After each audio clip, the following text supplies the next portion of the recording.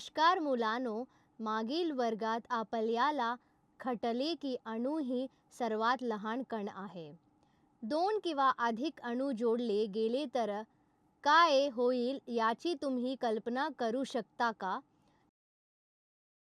तसे ते कसे जोडता यातील काही पद्धत आहे की? चला उत्तर शोधूया. माझे नाव शालिनी आहे.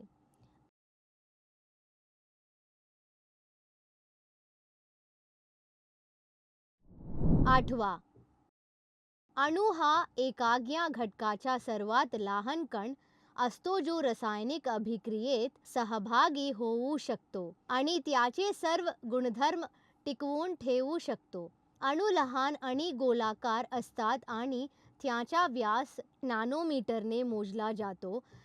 रेणू हा एकाग्य घटकाचा किंवा संयुगाचा सर्वात लहान कण असतो जो स्वतंत्र अस्तित्वात राहण्यास सक्षम असतो आणि त्या पदार्थाचे सर्व गुणधर्म टिकवून ठेवतो. चिन्हे अणू दर्शवतात. शिकण्याचे परिणाम. या सत्राच्या शेवटी तुम्हाला हे समजेल. अणुवस्तुमान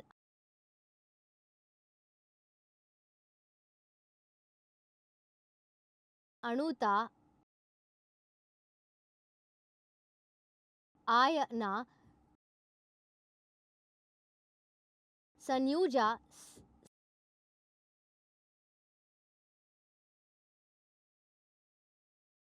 संयुग. कीवर्ड्स. अणु, अणुवस्तुमान,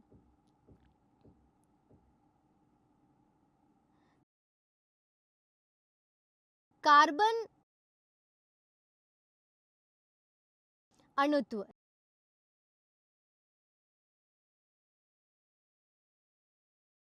रेणू,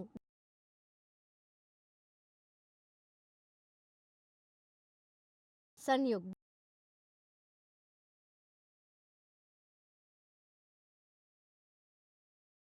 कंशन,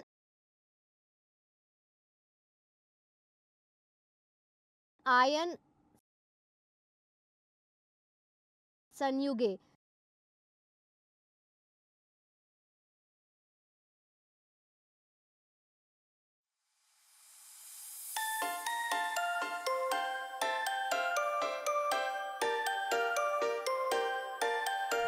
प्रथम आपण अणुवस्तुमानाबद्दल जाणून घेणार आहोत. डाल्टनच्या अणु सिद्धांताने मांडलेली सर्वात उल्लेखनीय संकल्पना अणुवस्तुमान होती.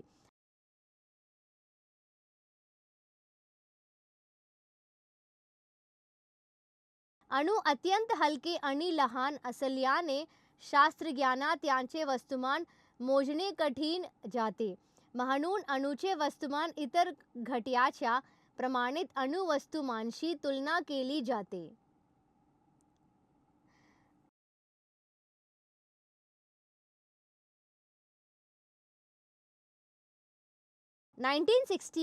मध्ये कार्बन 12 अणूचे वस्तुमान इतर घटकांच्या अणुवस्तुमान मोजण्यासाठी एक मानक संदर्भ म्हणून स्वीकारले गेले. एका घटकाचे अणुवस्तुमान हे त्या घटकाच्या सर्व समस्थानिकांचे सरासरी वस्तुमान म्हणून परिभाषित केले जाते जे एका कार्बन 12 अणूच्या वस्तुमानाच्या 1/12 व्या भागाच्या तुलनेत असते. एकाच घटकाचे किंवा वेगवेगळ्या घटकाचे अणू एकत्र येऊन रेणू तयार करू शकतात. रेणू म्हणजे पदार्थाचा सर्वात लहान कण ज्याचे स्वतंत्र अस्तित्व असते आणि तो त्या पदार्थाचे सर्व गुणधर्म राखून ठेवतो. घटकाचे रेणू एकाच प्रकारच्या अणूंनी बनलेले असतात. रेणू बनवणाऱ्या अणूची संख्या त्याची अणुता म्हणून ओळखली जाते.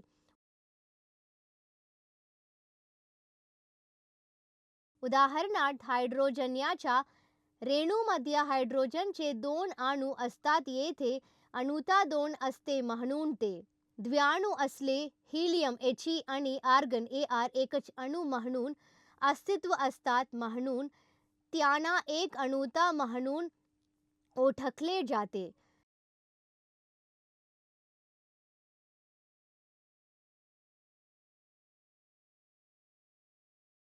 जर वेगवेगळ्या घटकाचे अणू एकत्र आले तर ते संयुग म्हणून ओळखले जाणारे एक नवीन पदार्थ तयार करतात.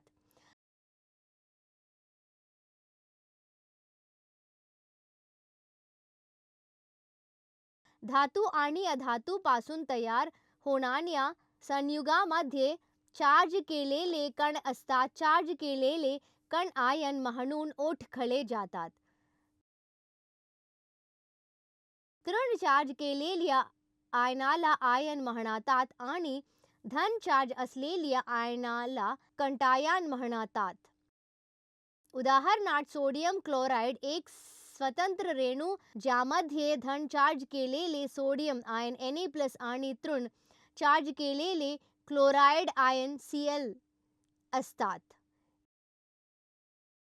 एखाद्या मूलद्रव्याची संयोग क्षमता ही त्याची संयुजा असे म्हणतात. एखाद्या मूलद्रव्याची संयुजा ही एका विशिष्ट संख्येने दर्शविली जाते. ही त्या मूलद्रव्याच्या एका अणूद्वारे इतर अणूशी तयार होणाऱ्या रासायनिक बंधाची संख्या असते. प्रत्येक अणू किंवा अणूंच्या गटाची चिन्हे शेजारी लिहा.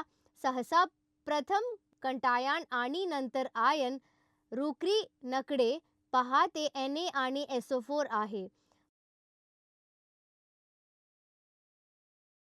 प्रत्येक अणू किंवा अणूच्या गटाची संयुजा अणूच्या गटाची चिन्ह शेजारी लिहा. सहसा प्रथम कॅटायन आणि नंतर आयन रुक्मिणीकडे पहा. ते Na आणि SO4 आहे. प्रत्येक अणू किंवा अणूच्या गटाची संयुजा त्याच्या चिन्हाच्या तळाशी लिहा. म्हणजे Na साठी ते 1 आहे आणि SO4 साठी ते 2 आहे. साधे गुणोत्तर मिळविण्यासाठी संयुजा संख्यांना त्यांच्या सर्वोच्च सामान्य घटाने भाग. संयुजा अदलाबदल करा आणि घटकांच्या उजव्या बाजूला त्यांच्या उपस्क्रिप्ट म्हणून संख्या लिहा.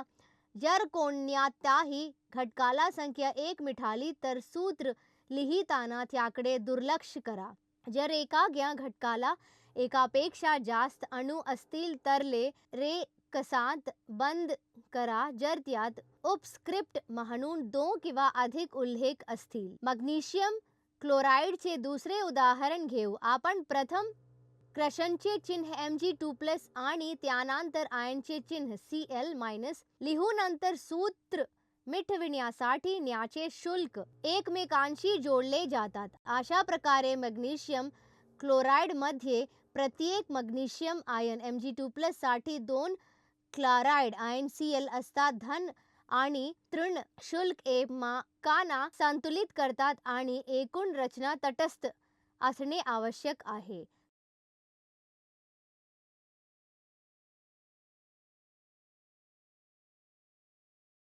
तुम्ही काय शिकलात? रेणू हा एखाद्या घटकाचा किंवा संयुगाचा सर्वात लहान कण असतो जो स्वतंत्रपणे अस्तित्व राहण्यास सक्षम असतो आणि त्या पदार्थाचे सर्व गुणधर्म राखून ठेवतो. चिन्हे अणू दर्शवतात आणि सूत्र रेणू आणि संयुगे दर्शवतात. शास्त्रज्ञ घटकांच्या वेगवेगळ्या अणूंच्या वस्तुमानाची तुलना करण्यासाठी सापेक्ष अणु वस्तुमान स्केल वापरतात. दिलेल्या घटकाचा एक अणू कार्बनच्या वस्तुमानाच्या 1/12 व्या भागापेक्षा किती वेळा जड असतो. 12 अणूला त्याचे अणु वस्तुमान म्हणतात. क्रिसक्रॉस पद्धतीचा वापर करून आपण संयुगाचे रासायनिक सूत्र लिहू शकतो.